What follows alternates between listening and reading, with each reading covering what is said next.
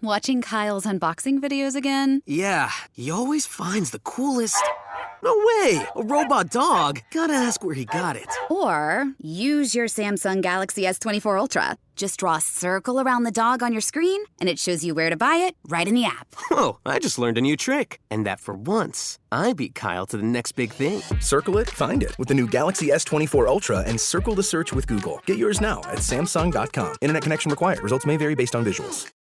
This episode is brought to you by Bumble. Who says Valentine's Day is just for couples? Just because you're not in a relationship doesn't mean you can't get out there and live your best love life. That's where Bumble comes in. This February 14th, you can flip the script and give those relationshipers a friendly dose of FOMO. Say no to staying in this Valentine's Day and yes to more. More dates, more first kisses, more gossip for the group chat girlies. Do Valentine's your way. Date now on Bumble. I've got kids, and that means it's always about them. But I need support too. That's where Ollie comes in. With their delightful, hardworking gummies, my partner and I can actually get a good night's sleep, so we'll both stand a chance of managing our stress responses. Even when the kids are doing parkour in the living room. Discover Ollie vitamins and supplements. These statements have not been evaluated by the Food and Drug Administration. This product is not intended to diagnose, treat, cure, or prevent any disease.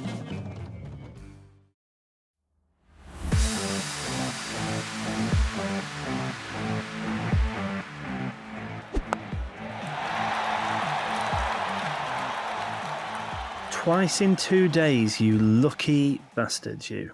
Jono here with Simon this evening. No Huge to be seen anywhere, but he will be up until God knows what time editing this buffoonery that is likely to come in the next 25, 30 minutes or so. But Simon, welcome back, my friend. How are you? I'm excellent, thank you, mate. How are you? All right, actually. Still kind of sitting pretty after our 5-3 victory to take us into the quarterfinals of the Winter Pairs match play. Well, we played all right, didn't we? Played all right. Yeah, we did. Very well. Did very well. So, quarterfinals, see how we go. Two lovely blokes we were playing against as well. I think we've got lucky. We've always seemed to be playing against nice people. Maybe that's because we beat them and they probably think we're arseholes, but never mind. Well, yeah, I was going to say, no one's saying that about us, especially the way that we've mopped them up so far throughout this. Very true. So tonight, a little bit different. We're going to talk about a number of different things. But first of all, obviously, Eugene and I did the end of test review.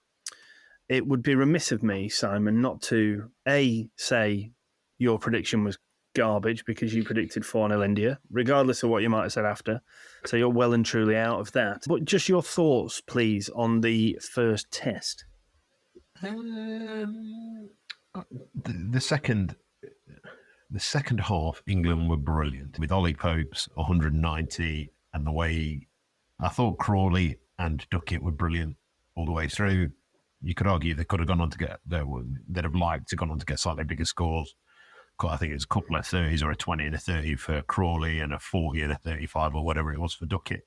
If you're being hypercritical, you might say that they could have gone on to get better scores. Ollie Pope played a ridiculously good innings. Rhodey's looking a little bit when he was on 110, but the joke is a drop catch. Obviously, that came on 110, but you could see the positive mindset that he had. Some brilliant shots. And then you look at Folkes, an important 30-odd, Rehan, an important 20-odd.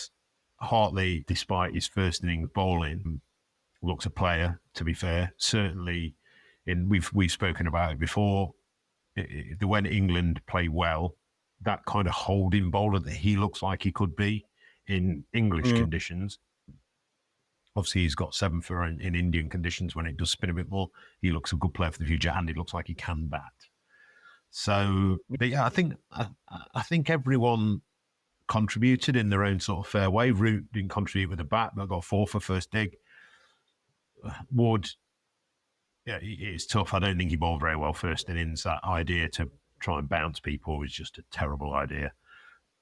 And I think they learned a bit from possibly Bumrah in that second innings, run in, pitch it up, try and get a reversing around, and he did bowl better second innings despite not getting a wicket. But like the second half of the game, the final 2 innings, England were absolutely sensational. Ben Stokes, the captaincy that he showed and the faith that he puts in players and therefore the buy-in. Everyone must have been stood there on that first day going, why is Tom Hartley opening the bowl in? He's going at 9 an over, yet he's bowled 6 overs, 7 overs, 8 overs, 9 overs. Well, in the second innings, that it was shown why Stokes was doing that. Like, put faith in him. And I thought he was brilliant. And yeah, just a fantastic performance. Some pretty poor cricket from India in some sections, but in the first 2 days, there was some pretty poor cricket for England as well. So I think England just won. They won the important bits in that third innings. They've obviously identified something that is the third innings of a game. Right. Whereas a lot of people, traditionally, it's been the first 2 innings of the game. I think England have gone, and Ben Stokes and Brendan McCullum have gone, that third innings is huge, huge. And the way that they attack that third innings, whether it's batting or bowling, is a testament to that. And it was just a fantastic performance, to be fair. So, yeah, I was wrong. Historically, yeah, you were wrong. Yeah, historically, the third innings has been almost the most difficult innings in terms of how to pace it with bat or with ball, hasn't it? And I think it's right that you say that they seem to have either identified that or seem to have worked really hard on what their plans are. I mean, Ben Stokes in his post-match interview was saying about how much he learned from Rohit's captaincy in the first Indian bowling innings. And he really, he said people might not necessarily think it, but I'm a big observer of the game. Yeah. And he said he learned a huge amount in a very short amount of time, and then therefore was able to kind of implement what he'd learned in that fourth innings. So one of the things that Eugene and I mentioned, I don't think you've had a chance to listen to it today yet, but the whole Bazball mentality, in inverted commas, isn't just about go out there and bash it. It's about the respect for each other within the team environment, and everything that goes a part of being in that squad. So it's not just about what goes on on the pitch. That's probably, the more we learn about it, 15, 20% of what Bazball is all about. I think the vast majority of it is about buying into something wholly. And then that buy-in almost allowing you to go out and perform on the pitch, that Tom Hartley thing, like you said. But again, in his post-match interview, Ben said to him, before the test, you will get an extended spell opening the bowling in the first innings. So didn't want to almost go back on what he'd said to him, because that would have, in Ben's mind, probably made him feel worse considering what had happened. Massively. I think we got two things you raised there. Rohit's captaincy in the second innings, the bits that he learned from, for example, that the field that he was setting to Johnny Bairstow, when he saw Johnny Bairstow trying to hit it through the offside off the left arm spinner, placing that like a deep, wide third man. They had it as backward point quite often on the thing, but as kind of a almost 40 yards back from the bat. But England couldn't seem to get one to him because it was flying to him. That guy then out sweeping, and then the catching man sort of 15 yards from the bat, right on square. I thought it was brilliant captaincy. I think what he showed in the second innings, England's second innings, was absolutely terrible captaincy. But yeah, Ben Stokes obviously learned from that, and then setting fields over there and how you're going to bowl and put pressure on people. I think it's a bigger, you've said 15 to 20%. I think their mentality around each other is an even bigger part of it. It's far bigger than that. You look at what happened with the guy that's ended up having to come home. Ben Stokes said, we're thinking about not travelling unless he can travel with us. He's part of our squad. We all go there together. Now, that was a little bit of lip service, but if you're a young player in that squad, that's what you want to hear. And the fact that Hartley hasn't bowled well, but has then gone, no, you got keep going. If we're going to win this test, it ain't going to be in this 15 minutes and this 20. It doesn't matter who we've got bowling in this 25 minutes, half an hour, really. But we've shown you that this is your role within this game, and I think that is people. It was interesting listening to everyone talks about, but I hate the phrase Bazball, because for me it's just positive cricket and positive options. And you actually saw India in their first innings taking positive options all the time, and they set off at a rate, and it was like England were going at 2.5 and over, and then India were setting off at 5. And yes, that was mainly because England didn't bowl very well, but you saw that kind of flip around, and no one was saying, "Oh, this is Dravid ball" or whatever it is. I mean, there couldn't be anything further away than how Rahul Dravid used to play, than how this Indian team plays. But it's slightly different. But yeah, Ben Stokes seems to have gone in the way he now bats.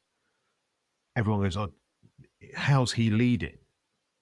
Because he does start slowly. Ironically, I think in England's second innings, he got him out because he had got very defensive. Yeah. And he hadn't done that. But what he's doing is, no, this is my mindset.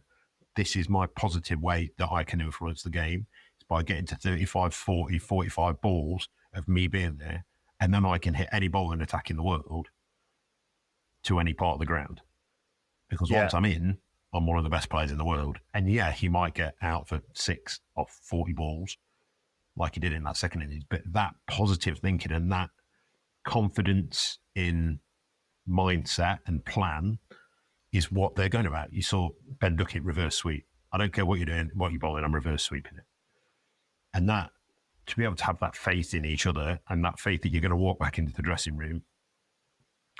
Like when Tom Hartley came into bat and he was batting with Ben Stokes in that first innings, and second ball he runs down the pitch and smashes Jadeja over long on 4. And you see Ben Stokes going, yes, go, good. And then he got out for 28, 29, whatever it was. And Ben Stokes walks over, gives him a big fist pump. Yeah, that's what I want you to do. That's the type of role. All of a sudden they put on 120 for the last 3 wickets. Yeah, Stokes got 70 odd of them. But it's far more than just slogging it. It shows in the bowling as well. We're opening the bowling with spinners. We're trying to get the ball reverse swinging, and that's when the seamers then come on the bowl. It's positive options all the time, and it's just breeding fantastic cricket. What kind of pitch do you think we can expect in the second test when you consider that we might be man down with Jack Leach potentially with this knee injury that he's picked up? And also the fact that Jadeja pulled up with a hamstring injury when run out by Ben Stokes in the second innings. Do we think that it's then going to be created maybe a slightly more seamer-friendly wicket? Do we expect to see Jimmy come in? Or if Jack Leach isn't available, does Bashir get a go? Nah, I think where they're playing at anyway is they were talking about it on TalkSport too, and then apparently you've been talking about the soil types. That goes a little bit beyond my...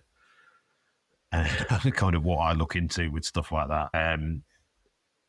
Apparently, the next pitch is I think it's not been used very often for Test cricket, but it is a red soil pitch apparently, which means it doesn't spin quite as much. And apparently, in the previous games, there it's far and away, it's not a seam bowler's graveyard.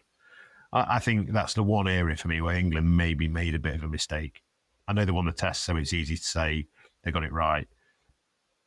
I don't see why they selected 3 spinners and Joe Root.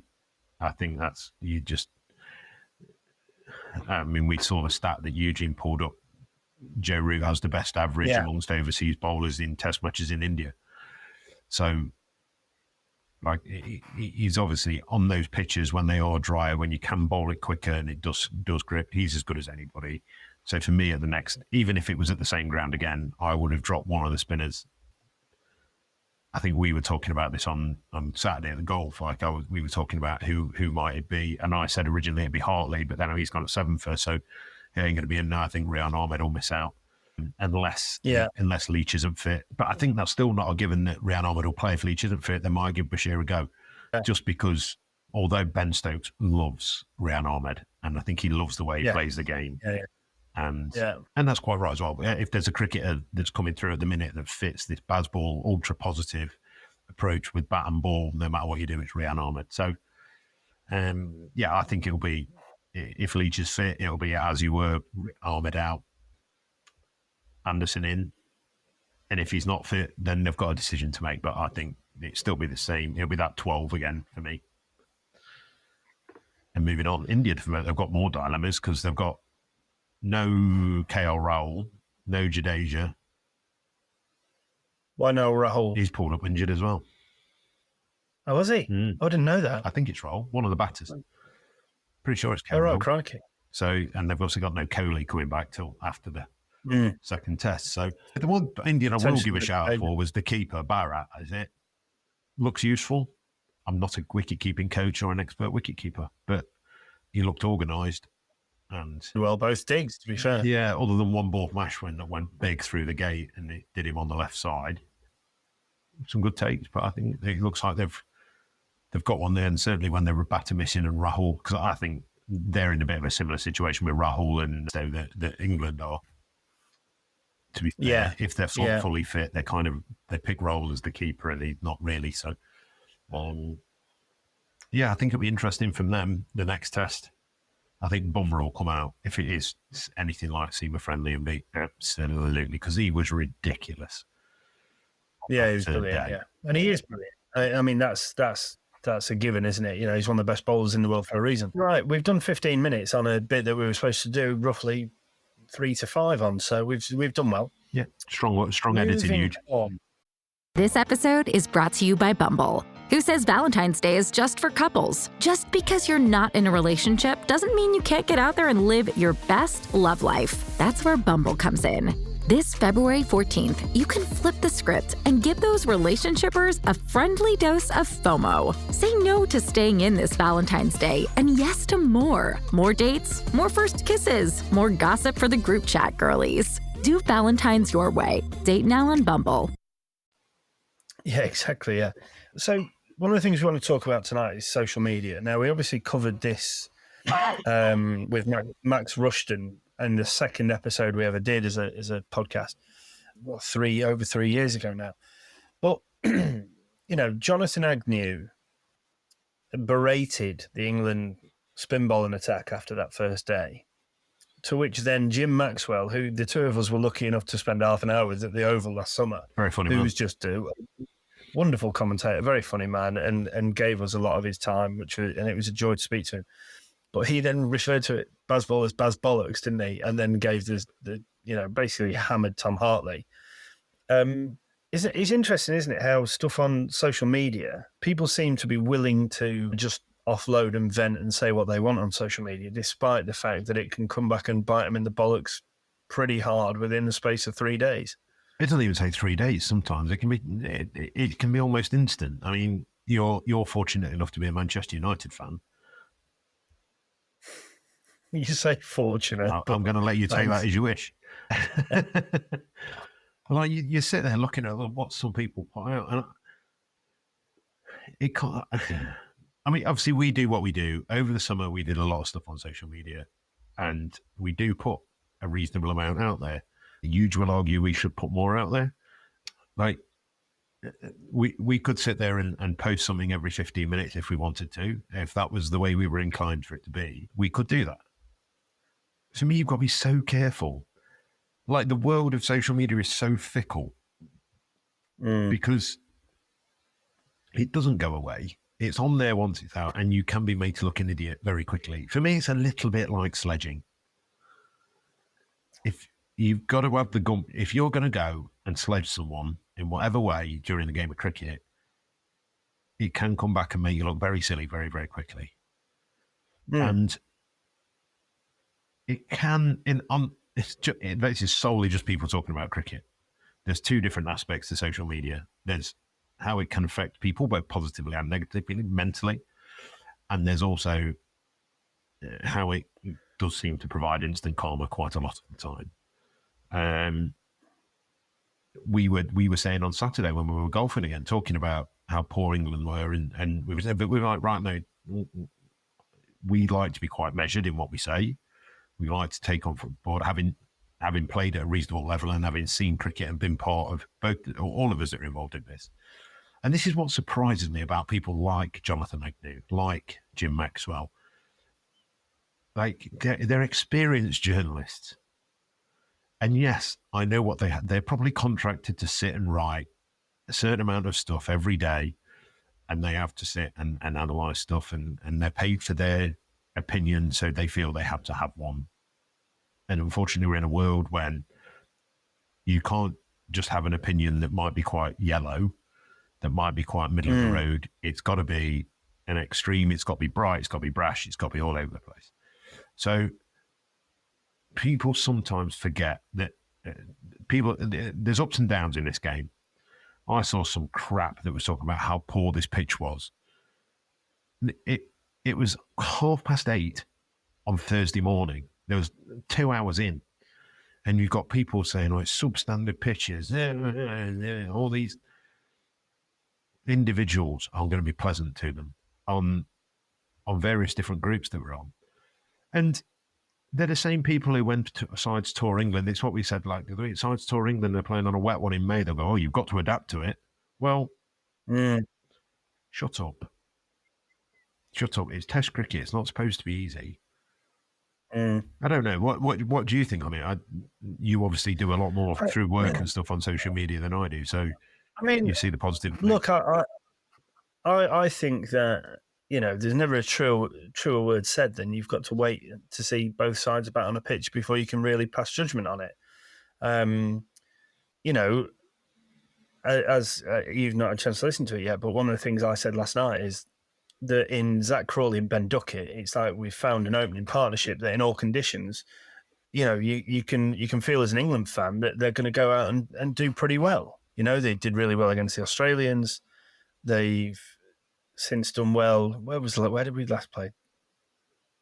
Or maybe it was just the Aussies. Was that the last Test series? Yeah, it would have been. But then, you know, after having not played since the summer in Test cricket, they've gone out and performed pretty well in both innings here. So, and I just feel like it gives it that's generally when the pitch is going to be at its best, certainly in the first innings. But I have a lot of confidence that those two are going to get us off to a reasonable start. Now, it's not going to happen every time they go out to bat. That's just not how cricket works. But I think we've got a partnership there that we can be proud of. And I think Zach Crawley is really looking now as if he's worth his salt and more as an England opener. And I feel like the freedom given to him by the mentality of Baz Ball, and not just about how you go out and approach the ball that's coming down at you, but it seems to have freed him up. You know, that mentality around the dressing room and that belief in him as an individual is seemed to open him up to endless opportunities. Like, no one will ever forget that first ball that Pat Cummins bowled to him at Edgbaston when we were outside and we heard the roar go up, didn't we? And we were like scrambling around going, what the hell's just happened? So, yeah, I mean, look, in terms of social media and stuff, well, Zach Crawley's an interesting case in point because he's not on social media, and that's probably protected him from a lot of what people have been saying about him as he's had his ups and downs throughout his England Test career up until the summer. And he's been sheltered from the noise of it. You know, people can say some pretty vitriolic things about people, keyboard warriors, feeling like they hide behind stuff. They can hide, you know, these faceless names on social media, aren't they? And they can say what they want without any fear of reprisal. So one of the things that I wanted to talk about tonight was the effects that we think that can have on people, not necessarily just social media, but in terms of mental health. Like, do we feel like people's views towards mental health are improving? And it's kind of a loaded question because I've had an experience of something over kind of Christmas and New Year where I've had a conversation with someone who's struggling a little bit. Then I've approached the person or people that have almost caused some of that. And because of a generational difference, they just don't get it. Like, how much are we improving and what is left to be done? I think there's no doubt the awareness of it, but it is significantly better. Obviously, we talk about some of the things we do, and I think the link with social media and the link with what people say. I think social media is where the scum of the earth have the same validated opinion as very educated, smart people, and therefore, the way I kind of put it, if you were sat in a pub with a group of mates and one of them came in and said some of the stuff that is said on social media nowadays, 9 times out of 10, the rest of you will go, shut up, dickhead. Like, that's what's completely and utterly ridiculous comment. Do one. And that would kind of be the end of it. Whereas, because social media is social media and one sentence is worth one sentence, and it doesn't matter where it comes from, it doesn't matter the qualifications, it doesn't matter anything else, that has the same amount of clout. And dickhead A will find dickhead B, and all of a sudden they've then got a group. Yeah. And then... Or a Republican Party nomination. Possibly. And then all of a sudden they feel like someone's validated their whatever view it might be. And that means it's a little bit like when you go to sport and you can sit there and for whatever reason it might be, as soon as if you were to get a lot of people who go and watch cricket, or we'll use cricket as an example, and then go and sit 2 rows back, surrounded by their mates having a beer, and Ben Stokes, for example, he stood on the boundary. For whatever reason it is, they think as a group they've got the right to say whatever they like to it. Whereas if they were stood the other side of the road, one-on-one or in the side of the street with him, they wouldn't say it. Because, one, he'd probably belt him. And two, there's not many people alive that are actually that big of an idiot.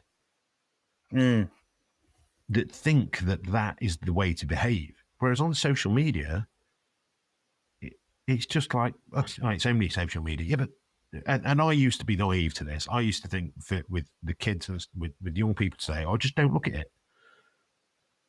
But we're unfortunately in a world now where a lot of people's things revolve around various different social media platforms, and it's how friendship groups communicate and all that kind of stuff. We're all on various different WhatsApp groups, we're all on various different Facebook groups, we're all on various different things. So I think, while I think it is improving, I think the stupid minorities who don't want it to improve have now got a platform to sit there. These people who thrive off degrading people and who thrive off bringing people down, like the Leeches of the world, not Jack Leach. Leeches are blood-sucking ones. Jack Leach, I'm sure, is a beautiful, beautiful man. The Leeches of the world that just want to suck the life out of it, 9 times out of 10, because their own lives are shit. Yeah. And while it's easy for us to say, and we have everything we do on this podcast is published in somewhere or the other, and it's planted on social media, and we are in some ways fortunate that we're not enormous. We're not Toby Tarrant podcast. We're not doing a Greg James type thing where everything is analysed, which is probably why we speak slightly more freely than we might do. But if people were to start, we've seen comments that people have made about what we write, both positive and negative. And you go, right, okay. It's one of the reasons why I don't tend to look at them, because I tend to be the opinionated one, and if someone might not agree with me and they start saying stuff about me, it depends what frame of mind I'm in. I've been going through some shit recently, so am I going to sit there and look at it? No. There might be a nice comment, but there might also be something that's ended. So I think, yes, in general, we're more understanding of it. It's certainly being pushed out there for more, like the people that need to deal with it. There's always going to be dickheads. To go back to the kind of slightly separate point that I raised in terms of like generationally. Oh yeah, sorry. Do we think, no, so you answered the social media part of it very well. In regards to, there's that saying, you can't teach an old dog new tricks, right? And in a lot of cases you can, but there are still certain people of an age, our parents' kind of age, for example, where trying to convince them that the world in which that they know so well and the world in which they've grown up in, people formulate opinions, and then once that's been embedded in a personality for such a prolonged period of time, it's often very difficult to change that. Now, this whole mental health awareness that we've seen really kind of gain momentum over the last kind of 5, 10, maybe a bit longer years, it is kind of new for these people. And I think that, there are people of an age who are so kind of set in their ways, not rightly, not wrongly necessarily. But I guess my question is, is it our generation or the generation maybe one above us that are that kind of get it, and the ones that are maybe older than that, some do, some don't, and it's not until they kind of pass on that the whole mental health awareness thing is going to be much more profoundly accepted and viewed and wished upon?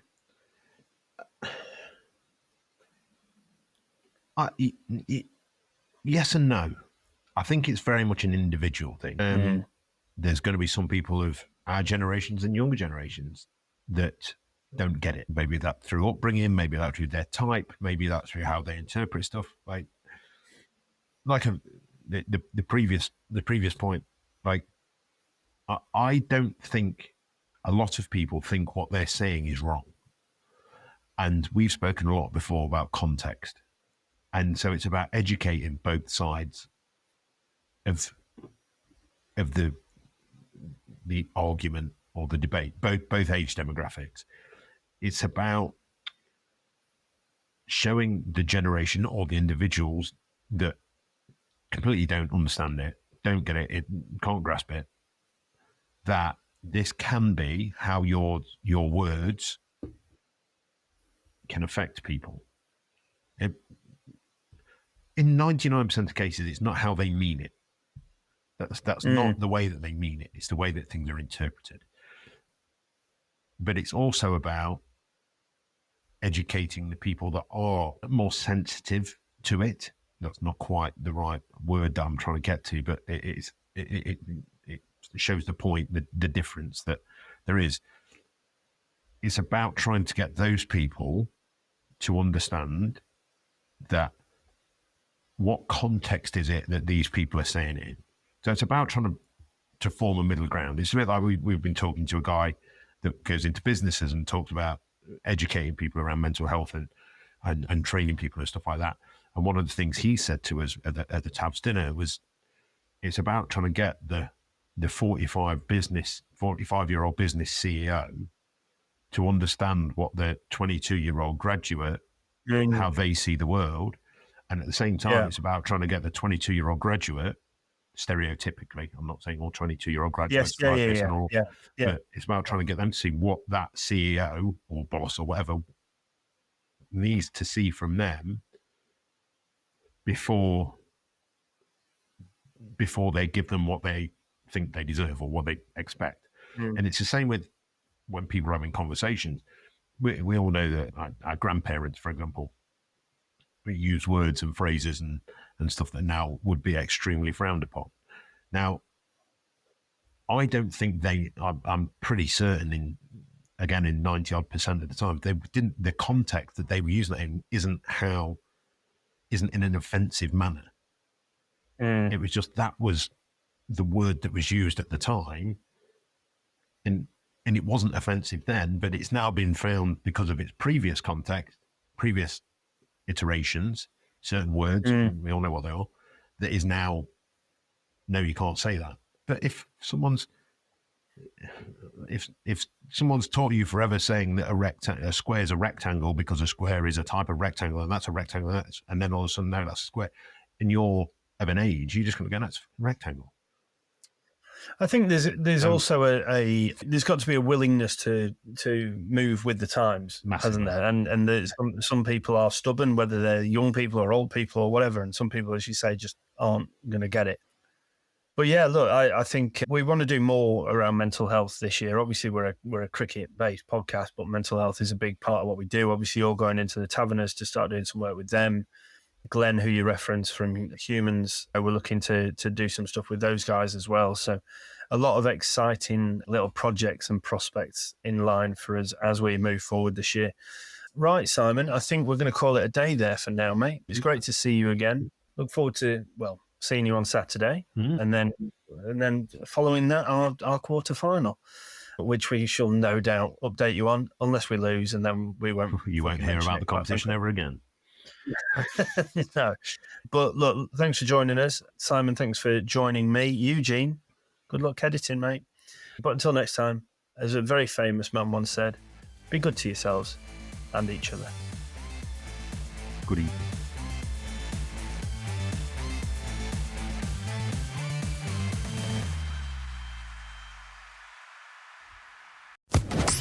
Social Podcast Network.